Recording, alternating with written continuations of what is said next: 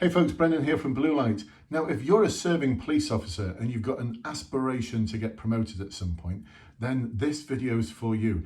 Even if you're a potential recruit and you're thinking, one day I'd like to go for a promotion, then this video should get you thinking about some of the important issues that you might have to address one day as a potential leader.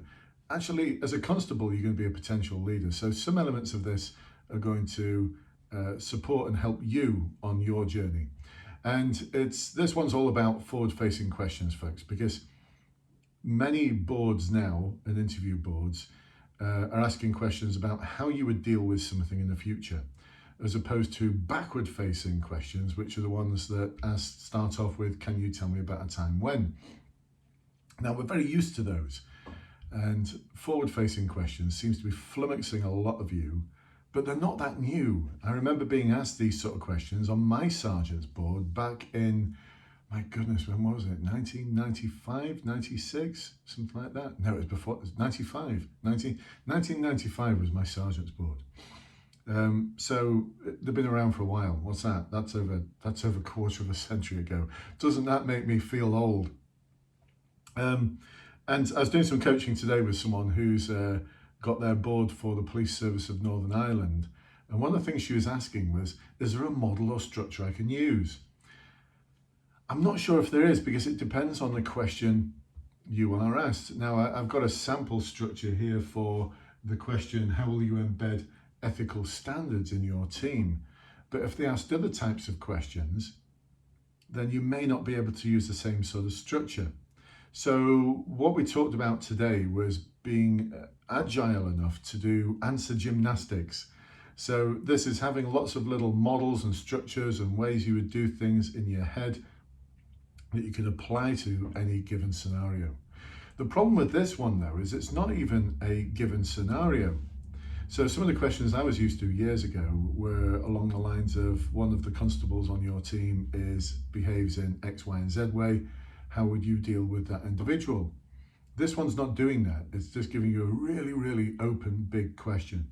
So I've come up with a little bit of a model here, which actually reflects the Salkum model that would utilize for answering competency type questions, those sort of backward facing questions.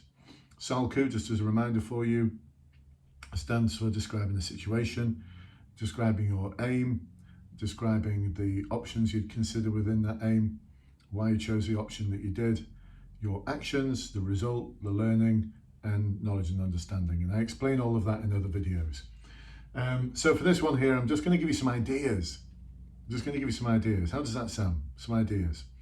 So I describe a situation, and what I do is I come up with an example.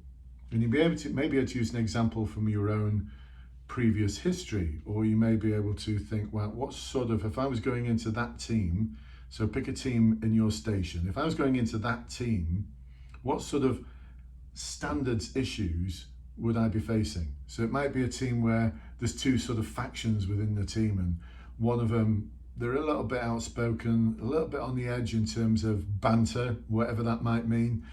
Whenever anyone ever flags anything up to them, they say things like, well, can't you take a joke? It's just a bit of banter,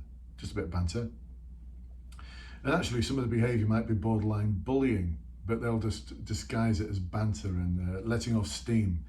So you could come up with a scenario like that, or you could come up with a scenario of a large number of complaints about a particular team, and you're going to go into that team, and the complaints are around something like use of force or incivility towards members of the public. I think with something as vague as this, you're going to have to give some examples and some scenarios of the sort of things you would expect to be dealing with as a sergeant. And the things I've just mentioned there are nothing unusual for the rank of sergeant. They're things that I've dealt with in the rank of sergeant.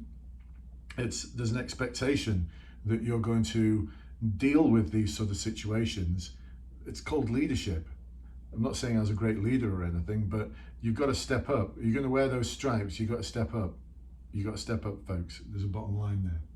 So come up with some examples, and then talk about the impact of what would happen if that behaviour was allowed to continue. So this is where you'll be able to talk about things like organisational and procedural justice and the links from organisational to procedural justice to legitimacy, confidence and trust. This might need you to be a little bit more well read around those sort of concepts. The aim, I think about this, that the aim would be to ensure that I've embedded ethical standards in your team. Well, that's a bit cliched, and it's just like rolling off the actual question, isn't it? So a little bit of advice here from my good self. Actually, it's not from my good self, it's some advice from an old inspector of mine who said that I'll judge your team, Brendan, on how they behave when you're not there. Not when you're there to actually enforce standards and direct them and ensure that they're performing properly and to expectations, but how they behave when you are not there. So I kind of like that. I've always remembered that even when I'm not there, I can be confident that the ethical standards that are required by the service, by the community, by fellow officers are fully embedded as part of the culture within that team. And I think if you talk like that, you're a little bit more conversational as well. You're not going to come across as cliched and as coming up with cringy type phrases that are borrowed from the competency and values framework. Because remember, the people who are assessing you, they're real live inspectors and real live chief inspectors. And I've seen some of the feedback that some people have had who've failed their boards. And it's quite clear to me that the things that they're saying in that feedback that you should have expanded on more have absolutely nothing to do with the behaviours that are within the competency or value that you're being assessed against in that particular question. So listen, they probably understand the CVF just as much as you do. They're looking for people who they can trust to manage and support and lead a team even when they're not there. So when they're not there, they can trust that the team is in good hands. This is an awesome sergeant who is going to lead, who's going to support, who's going to enable. And I can trust that when they're faced with a difficult situation, I'm not thinking, oh God, it's not them going into it, is it? Oh, it's not Sergeant such and such. Is there anything we can do to put someone else there instead? They're not thinking that, they're thinking, well, I'm glad I've got Sergeant so-and-so going to that. That's how they're assessing you, folks. I'm quite convinced that that is how they're assessing you. So you've got to persuade them how you're going to be an awesome sergeant, not how you are an awesome constable, how you've got the potential to be an awesome sergeant. So that might require you to describe how you're going to do things on a completely different level. Is this making sense? Hopefully it is. So options, come up with two here. How you would actually prevent breaches of the standards happening. So what sort of things would you put in place to prevent breaches of standards? And then reactive, because when there are breaches of standards, how are you going to manage those? And this is when it comes into the actions that you'd take. This is where I think you'd need to be agile in terms of how you deliver your answers, depending on how the interview goes. So they may actually probe at this point and say, so how are you going to ensure then that standards don't get breached in the future? So you could bring in little things like, and I can expand on these elsewhere. Actually, I'm going to expand on these for those of you who are part of the serving officers cadre, in service development cadre. I'm going to expand on these on a new service that I'm going to be offering that's coming soon. I'll tell you more about it next week. Actually, I'm going to tell you more about it next week, but it's going to be awesome. Well, I hope it's going to be awesome. I believe it's going to be awesome. You can be the judge of that. So I'm going to tell you more about that in a webinar next week that I know so many of you have signed up for, and I'll put a link to that webinar below. It's all about understanding the CVF, the Wheel of Confusion, and a 5-step process that I've come up with that will ensure and enable your career to be incredible, fulfilling, satisfying, successful, to ensure that you're in your element. So that's coming up. I'm not going to talk about that now because that's subject of another video, but anyway, I'll explain all of these in more detail. But there's a brilliant integrity test you could talk about. CUDSA is a non-contact conflict management model that comes from the police sector. You could talk about people acquiescing, standard setting. You know, the standard you walk past is the standard you're prepared to accept and the standard you become. and scenarios as well.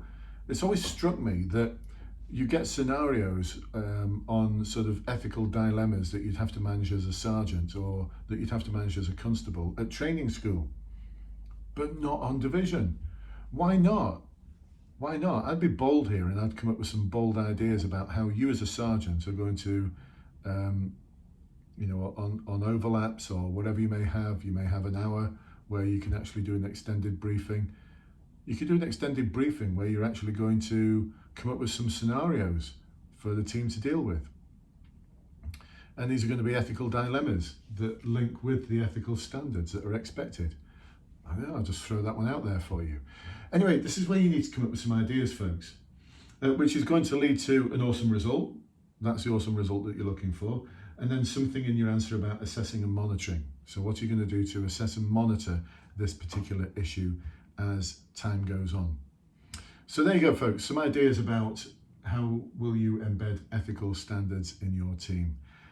If you've got any other forward-facing questions that you think are particularly difficult, challenging conundrums, please do let me know and I'll share some ideas with you. I look forward to not seeing you, but being able to talk with you, and you'll be able to utilize the chat function on the masterclass, the webinar that I'm going to be running next week. And like I said, I'll put a link to it below. You can sign up for that, register for it.